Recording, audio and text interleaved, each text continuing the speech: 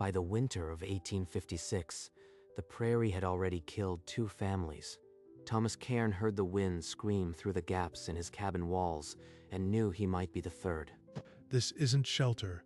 It's a coffin made of pine. Frost grew on the inside of the window, a white garden of ice spreading as they watched. You feel that, dog? The cold's like a knife, finding every seam.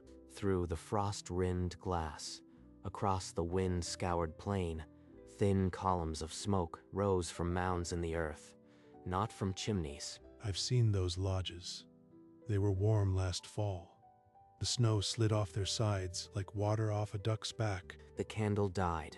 In the crushing dark, Thomas made a promise to the cold itself. If we live through this, dog, I'm going to learn how they stay alive. I am done with pride. The blizzard kept hammering, but across the plain those smokes kept rising, like the earth itself was breathing. I'll find them when the thaw comes. I'll ask. After the thaw, Thomas and his dog walked to the river bend where the Earth Lodge village stood, its smoke still rising. He stopped before a domed lodge. A low tunnel glowed with firelight, and the air near it felt still and warm. So this is it. Not a pile of dirt. A breathing place shaped by those who understood this land. Inside, an elder with gray braid sat by the fire. He gestured for Thomas to sit. His eyes measured him. I've come to learn. Last winter almost killed me. I saw your houses. Please, teach me how you build against the cold. Many settlers look at our lodges and see only mud. Why should I believe you see more? Because I am not here to take. I am here to ask. My own way failed. A man who can learn from others is not weak. Come, I will teach you. Thomas felt he had crossed some line. This old man was not offering pity. He was offering a path. I'll learn everything they're willing to teach, and then I'll build one, no matter what anyone says. Thomas returned to the settlement, but he did not go inside his cabin. He walked to an open rise, picked up a stick, and began scratching a wide circle into the frozen earth. The elders said the shape must breathe and let the wind slip around it. Harold Barrett saw the marks from his woodpile. He nudged the man beside him and walked over, 2 others trailing. What's that, Cairn? Drawing yourself a fairy tale. You going to live like a savage in a dirt mound? One of the other settlers laughed. Barrett spat. Let them laugh. The frost remembers who it killed last winter. Thomas said nothing. He dropped the stick and walked past the 3 men toward the willow brake, his dog at his heel. Go on then. Play in the mud. We'll see what your dirt hill looks like come winter. Thomas did not look back. He found a good stand of willow and drew his hatchet. They can mock. I'll be warm when the blizzard comes. Thomas worked alone, cutting and hauling willow from the brake, his dog the only witness to the slow miracle. That thing looks like the skeleton of a beast. Ribs poking up. You plan on burying yourself in it, Cairn? Ignore him. The shape isn't for show. It makes the wind divide and pass over. His hands bled onto the rawhide. The cold bit deep, but he kept lashing. One pole, then another. Day by day, the dome rose from the frozen earth. Curved ribs of willow braced against the gray sky. You are not building a house. You are building a cave. Mark my words, that thing will be your grave. Not a grave. A warm embrace, like the earth hugging you from all sides. The last pole was lashed into place as the sun sank low, painting the prairie gold behind the willow skeleton. Dog, she's standing. No wind through the ribs. Now the earth will make her a home. It'll hold. It has to. The next morning, Thomas dug a pit near the riverbank and began stomping clay and straw into thick, wet mortar. The elders called this the skin of the lodge. Heavy, living, holding the warmth. Harold Barrett brought his wife and boy to watch. They stood on the ridge, staring down at the mud-covered man. His wife whispered, but her voice carried on the prairie wind. Is he mad? Mad? Maybe. But I'll be warm when the wind screams and your cabin shakes. Day after day, Thomas slapped wet earth onto the willow ribs, packing it thick with his bare hands until the frame vanished. When he finished, the dome stood like a small hill on the prairie, its only openings a low tunnel and a smoke hole at the crest. Time to wake her up. He crawled inside, struck a spark, and built a small fire. Within minutes, the clay walls drank the heat and gave it back. It's alive. The earth breathes. When the first true blizzard of the season struck, Thomas sat inside his dome with only a handful of sticks burning in the center. 1 armload of wood lasts a whole night. Standing Bear was right. The shape traps the heat. Meanwhile, inside Harold Barrett's cabin, frost crawled up the walls despite a fire roaring in the grate. Add another log, Marta. The boy's coughing again, and I can feel the frost in my bones. The children huddled near the hearth, coughing into their blankets, while outside the wind found every crack in the log walls. Harold, I was past Thomas's place today. The snow was sliding off it, and the smoke was thin. It looked warm. It's a dirt hole, Marta. He's living like a mole. I won't have you filling their heads with nonsense. But late that night, as another log cracked and the cold crept closer, Marta watched her husband's pacing. He's wrong. I can feel it. That dome isn't a grave. It's a shelter our ancestors would have envied. Across the snow-covered prairie, inside his earthen lodge, Thomas lay with his dog, the fire a bed of soft coals, and no draft stirred the air. When the snow finally melted, Thomas left his dome and walked to the river village to find Standing Bear. He found the elder outside, crouching over a clump of grass. Standing Bear crushed a dry blade between his fingers. The earth is thirsty. No good snowmelt. Summer will bring fire, and it will run fast. But everyone burns the prairie in the fall. Why is this year different? Because the deep winter never came. The grass is tinder. Your wood walls will not forgive you. Thomas hurried back and went to Barrett's cabin, but before he could speak, the door opened to laughter and the smell of whiskey. Look who's come crawling! Still playing in the dirt cairn. What old wives' tale has your Injun teacher fed you now? I came to warn you. A dry summer means fire. But I see you'd rather laugh than listen. The men raised their cups in a mock toast, and Barrett slammed the door. Thomas stood alone on the step, the cold mud seeping into his boots. Let them laugh. When the flames come, only the earth will stand. Summer arrived as a scorching wind that turned the prairie grass to brittle yellow straw. Thomas ran his hand over the dusty earth outside his dome and felt the heat radiating back. This is what he warned me about. The ground is a tinderbox. 1 spark, and the whole valley will burn. It came at night, a thin orange line on the eastern darkness that grew into a rearing wave of flame, smoke boiling into the stars. Dog, stay. I need to pack the base wet before it gets here. Thomas dragged bucket after bucket from the creek, slopping mud around the base of his lodge, slapping it thick with his bare hands. In the settlement, Barrett and his neighbors threw water onto their cabin walls as burning ash began to drift in the wind. Soak the roof! Get the children to the creek! This thing won't stop! The fire crested the ridge with a sound like an avalanche of crackling wood, a wall of heat that bent the air and ignited the brush 50 yards ahead of the flames. Now we see.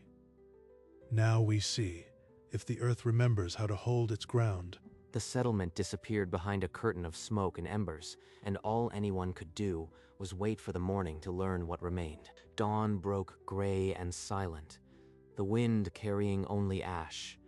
Thomas crawled from his tunnel and stood, staring at a world turned black. It passed right over us. The earth held. The dome was untouched. Only the grass around it burned to a black ring. Beyond it, the valley lay in ruin. He walked toward the settlement. The air tasted of ash. The silence was worse than the fire. In the gray light, a figure knelt in the rubble.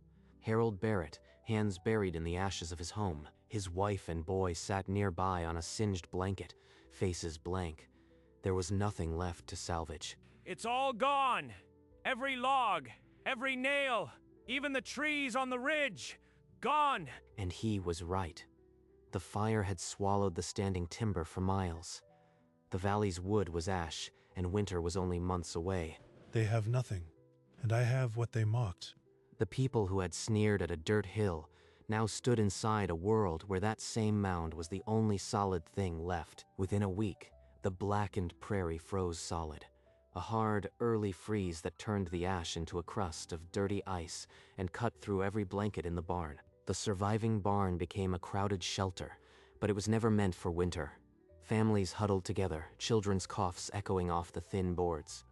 Harold, the baby won't stop shivering. We can't last another night like this. There's only one place left that's warm, and I spat on the man who built it. He stood up without a word and walked out into the frozen dusk, toward the low mound of earth, on the rise that glowed faintly with firelight. Each step crunched on the frozen ash. The dome grew larger, its curved shape a dark silhouette against the pale sky. At the low tunnel entrance, he stopped. The heat from inside touched his face. He knocked, and the sound was swallowed by the earth. Thomas appeared, silhouetted against the firelight, his dog beside him. For a long moment, neither man spoke. I was wrong about all of it. My family is freezing in that barn. Please, show me how to build like this. He finally asked. Now we find out if pride can turn into dirt under a man's fingernails. The next day, the broken families gathered outside Thomas's dome. Standing Bear walked in with Willow and Rawhide, and a dark murmuring began. I'll teach you, but not alone. The man who taught me, Standing Bear, will teach with me. You'll listen to him as you'd listen to me. My neighbors would rather freeze than sit at an Injun's feet, but I can't let my family die. Your square houses fight the wind. The dome lets it pass. It slips around, never finding a seam. No draft, no cold. A circle, that's it. I've swung an axe for 30 years, building squares for nothing. The earth holds warmth, like a blanket. Your logs leak heat into the sky. The earth remembers the sun even in winter. But how do we keep the mud from washing away in a thaw? What if it crumbles? The clay and straw, mixed right, become stone. The fire bakes it from inside. It will outlast wood. Barrett never sat down, but he never left. His eyes didn't wander from the elders' hands, tracing shapes in the frozen ground. They're listening. Not all of them, but enough. That's the first step. That's more than I had last year. The work began in a cold so sharp it cracked the frozen earth. Men and women cut willow from the few remaining breaks, their breath pluming in the air. These knots, they're slipping again. I can't get the rawhide to hold like you do, Cairn. Wet the rawhide first, then pull against the grain, like this. See? The knot needs to breathe, not choke the wood. Nearby, Marta and 3 other women worked in a tight silence, their fingers quick and sure. They had sewn hides in woven baskets. The raw binding came naturally. We'll have our frame standing by sundown, Harold. You might want to watch how the women do it. She's right. I've been fighting simple wood all morning. Maybe my hands remember axes, not weaving. By late afternoon, Marta's frame stood complete, a perfect arch of willow ribs against the gray sky. The first new dome the settlement had seen built in a single day. Good. 1 down. But we need 4 more before the ground freezes solid, and that clock is ticking. Tomorrow the clay pit must be opened. The earth is hard, but so are we. We'll make it. We have to. Or this valley will be nothing but frozen graves. The freeze deepened overnight, glazing the clay pit with ice. Standing Bear cracked the crust with an iron bar and showed them how to mix the frozen earth with warm water and long straw. This mud is freezing before it hits the frame. My hands are too stiff for this. I can't do it. You are not quitting, Barrett. Not with your family in that barn. Now pack it like this, hard so it breathes as one skin. The cold makes the clay stubborn, but fire will tame it. Mix in the straw like this. The fibers hold it together. Barrett watched the elder's hands move through the cold sludge, then scooped his own armful. He slapped it onto the willow ribs with a grunt. That's it, Harold. Don't fight the cold, use it. It'll set the shell faster. Hour by hour, the dome's skeleton disappeared under a layer of dark earth, packed smooth by hands that had once built only squares of timber. As dusk fell, Thomas crawled inside and struck a spark. Thin smoke curled from the center hole, and the new lodge drank the heat, becoming stone. The smoke rose into a sky that had begun to spit snow. But for the first time since the fire, a family had walls of earth to keep the cold at bay. It might actually hold. Maybe I was wrong about dirt. The final lodges rose in a frantic push against the season. Barrett's own dome was the last, and he worked on it with a quiet desperation that had replaced his old bluster. Last year I'd have laughed at a man playing in the mud. Now it's the only thing keeping my family alive. As if on cue, the sky opened. Snow fell thick and fast, covering the blackened prairie in a cloth of white. Is it done? Will it hold? It's done. The earth will hold you now. Barrett reached out and touched the wet, cold earth of his new home. His hand left a print, but he didn't wipe it away. That night, 7 domes dotted the frozen valley, smoke curling from each center like prayers rising into the storm. Inside Marta's lodge, she built the first fire with her own hands and gathered her children close. For the first time since the barn, they stopped shivering. Outside, the children who still had mittens built a snowman near the largest lodge, their laughter a strange sound in a valley that had known only ash. Let it snow. We're ready, or as ready as we'll ever be. The blizzard screamed across the frozen valley with a fury that would have killed a man caught outside within the hour. But inside Harold Barrett's dome, the only sound was the crackle of a small, steady fire and the soft tick of warming clay. Listen, no draft. The boy's not coughing. It's working, Marta. He ran his hand across the curving earthen wall, feeling the heat returning, and the truth he had fought for so long finally settled in. It held, we didn't freeze, and I called Thomas a fool for building this. Maybe I was the fool. Across the settlement, in his own dome, Thomas lay with his dog and listened to the blizzard as if it were a lullaby. No wind inside, just the earth breathing. Standing Bear was right about everything. For the first time, the wind was outside where it belonged, a terrible thing that could no longer reach them. In the morning, the valley would be buried in white, but the domes would still be standing, their smoke rising steady into the frozen air. I'll have to thank him, and the elder too. Maybe I've been a fool long enough. Maybe it's time to stop. A deep, splintering roar cut through the blizzard, the sound of a cabin giving way under the impossible weight of ice and snow. That was the Dawson place. Get your coat, Barrett. Someone's still in there. Without waiting, Thomas plunged into the white chaos, and Barrett followed, 2 figures swallowed by the storm. At the collapsed cabin, a man's arm flailed from under a shattered beam. Barrett dove into the rubble, with a strength that came from some newly awakened place. I've got him. Help me drag him. My lodge is closest. Move. They stumbled into Barrett's dome and fell inside. The warm air hit them like a wall. Marta pulled the injured man to the fire while Barrett sealed the entrance. He's alive.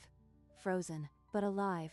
Give him the broth, quick. Barrett stood by the fire, chest heaving, and stared at the man he had carried.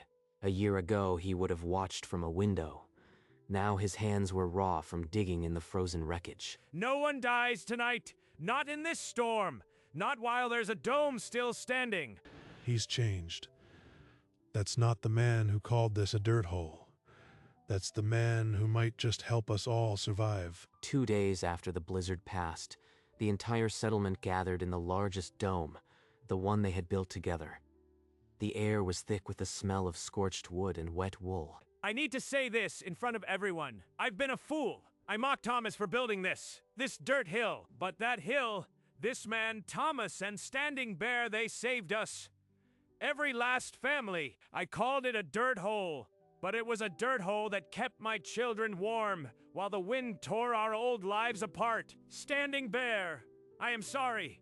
Not just for what I said, for what I believed. You taught us, and I won't forget. The earth does not hold anger, Harold Barrett. It only holds... A low murmur moved through the crowd. Relief, acceptance, and something that had been missing since the fire. Now the time has come to tell an old story. Sit, and I will tell you what my grandfather told me before the settlers ever came to this land. Finally. A story he's waited to tell us. Maybe this is the real answer to why we survived. Not just the shape of the clay, but the shape of the spirit that shaped it. The only sounds were the crackle of the fire and the wind outside, harmless now as Standing Bear drew a long breath and began. Long before the first settlers crossed the river, our people knew these winters. There were winters so cold the bison froze standing and the wind cut even the thickest hide.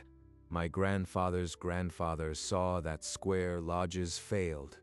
The wind found every joint and took the warmth. They tried many shapes over many winters.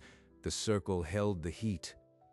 The dome shed the snow and turned away the fire. Thomas felt the story sink into his bones.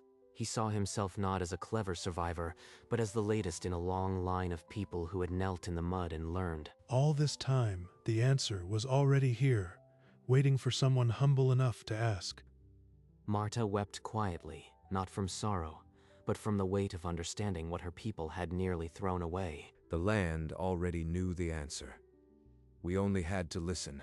That is all the land ever asked, that we listen. In the silence that followed, the crackle of the fire seemed to speak for them all, and the wind outside was no longer an enemy. I thought I was listening before, but I wasn't. I was just hearing words. Now I understand. Spring returned, and wild flowers pushed through the charred soil.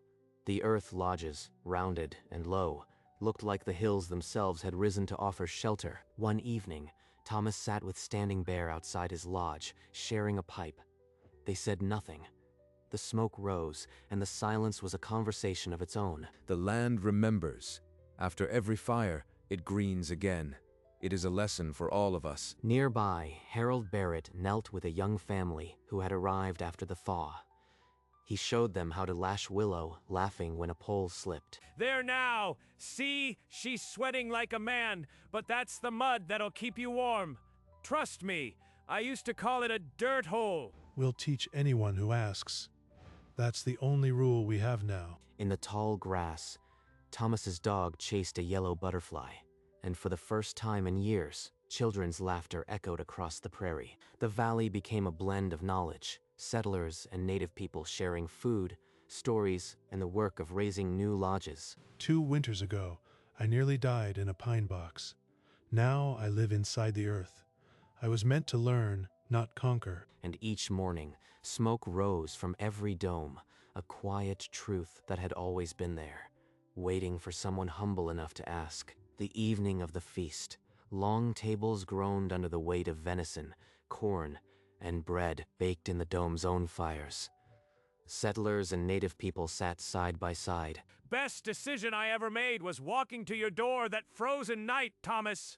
That and learning to mix mud. We owe you everything. Our children are alive because you weren't too proud to ask. Number. You owe yourselves for being willing to learn. I just pointed to the earth. You dug in. Later, under the stars, they danced, settlers and natives together, the stomp of feet on the prairie grass, a shared heartbeat. This is the oldest dance. We have always danced when the earth gave us life again. A year ago, I was the outsider. Now I am part of something that started long before me.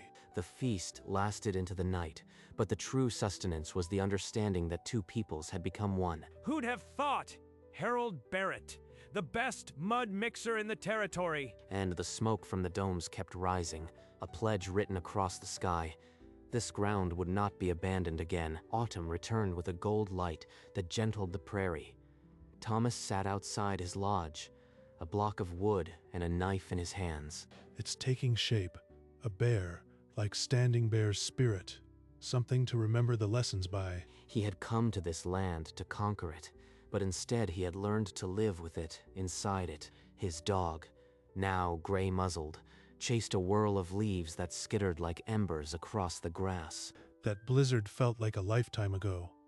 I thought it would kill me, but it only carved away everything I didn't need. Smoke still rose from the center of his dome, a thin pillar of quiet certainty against the cooling sky. In the distance, he could hear children laughing near the other domes, where a new generation played in the shelter of old wisdom. The earth is a good teacher. It doesn't speak, but if you're quiet enough, you hear it. I finally heard it. He set the finished bear on the ground before him, a small offering to the land that had taught him how to survive, and the domes stood on the prairie, not as monuments to one man, but as a truth that had always been there, waiting for someone humble enough to ask. That night, inside his earthen dome, Thomas placed the carved wooden bear on a shelf above his sleeping platform. A small bear to remember a great lesson. The land doesn't need monuments. It needs people willing to kneel. The fire had burned down to a bed of embers, casting soft shadows on the curved walls. His dog, curled on a fur, twitched in its sleep, chasing something only dogs could see. This is enough. Warmth, shelter, peace. What more could a man ask for? He stroked the dog's head, a familiar ritual, and the animal's tail thumped once against the clay floor. The smoke hole above showed a patch of stars, cold and clear. Outside, the dome rose from the prairie like a sleeping hill, its chimney smoke a thin white line against the night. It was not a monument. It was a home, and a truth that had always been there, waiting for someone humble enough to ask. The stars wheeled overhead, and the dome kept its silent vigil, as it would for generations to come.